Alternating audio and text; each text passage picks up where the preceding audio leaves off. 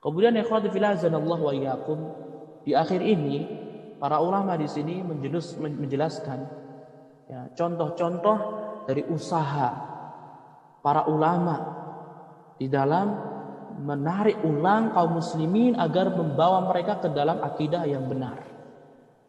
Mengajak umat Islam untuk berakidah yang benar. Subhanallah walhamdulillah wala ilaha illallah wallahu akbar.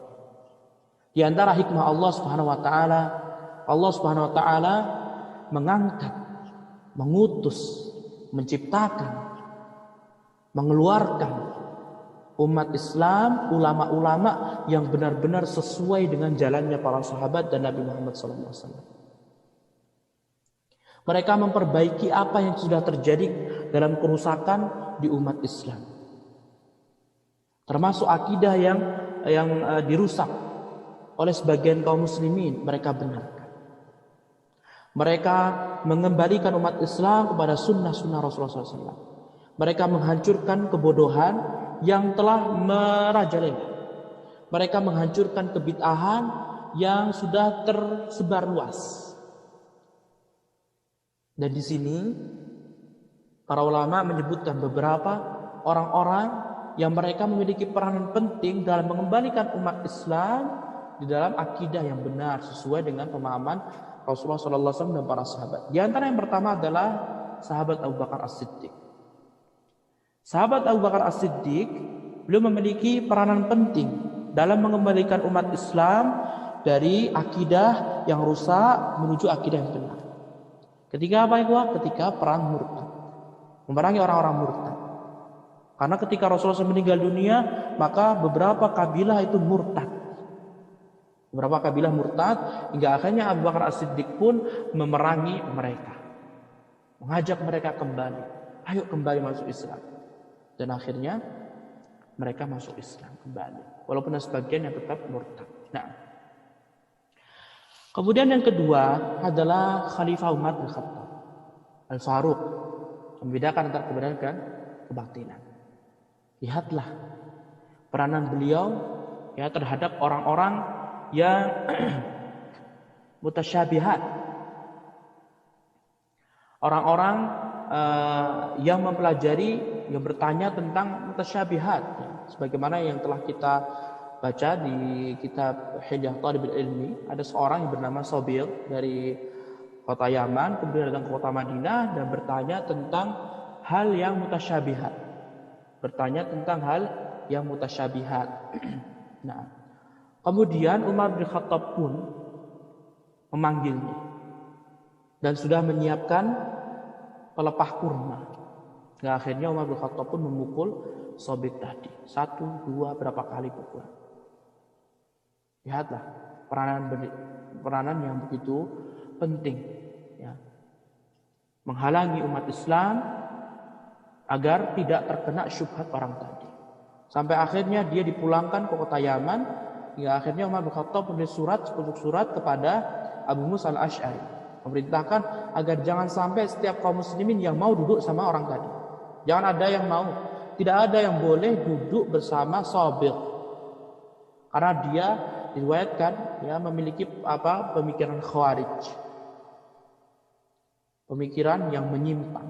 Nah, kemudian yang ketiga adalah Khalifah Ali bin Abi Thalib. Lihatlah peranan beliau menjaga umat Islam dari rusaknya akidah. Ya, sikap beliau kepada orang-orang Khawarij.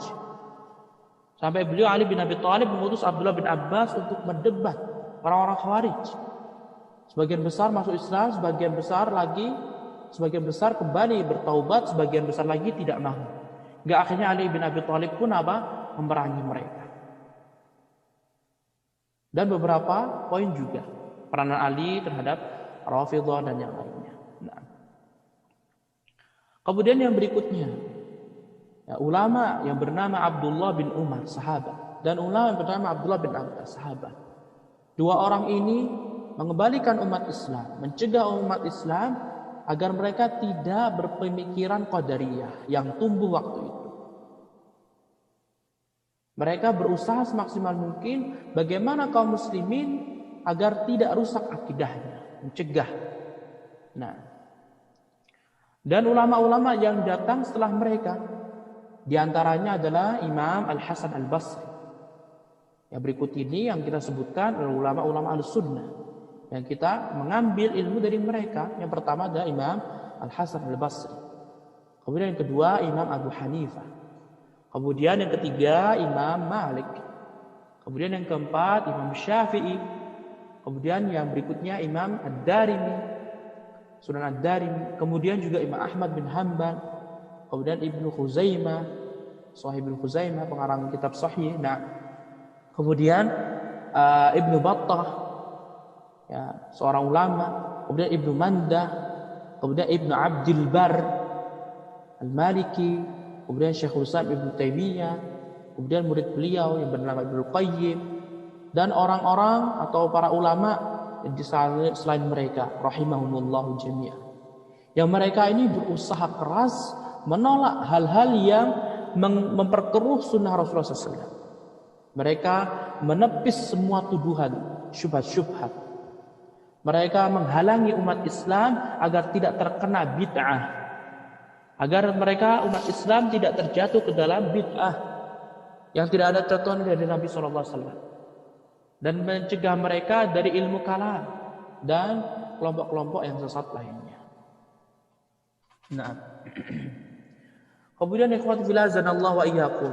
Setelah itu berlalulah beberapa kurun, beberapa tahun, beberapa ratus tahun, hingga akhirnya Allah Subhanahu wa taala mengutus seorang ulama yang besar, berkeyakinan Ahlus Sunnah wal Jamaah, mengikuti Rasulullah sallallahu alaihi wasallam, yang berdakwah persis seperti Nabi Muhammad SAW, mulai dakwahnya dengan tauhid, hingga akhirnya terbentuklah sebuah negara yang besar, yaitu Imam Syekh Muhammad bin Abdul Wahhab bin Sulaiman At-Tamimi rahimahullah.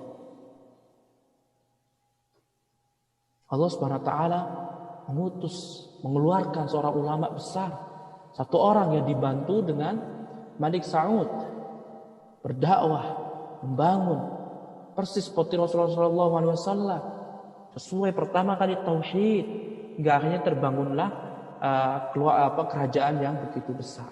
Nah, kemudian juga ikhwati fillah azanallahu wa iyyakum, ada beberapa ulama yang lainnya seperti Imam As-Sun'ani, kemudian Imam Syaukani, dan beberapa jamaah Ansarus Sunnah di Mesir, di Sudan, dan jamaahul hadis di India. Wallahu ta'ala alam, wa billahi taufiq, wa sallallahu ala nabiyyina Muhammad wa ala alihi wa sahbihi wa sallama tasliman katsira.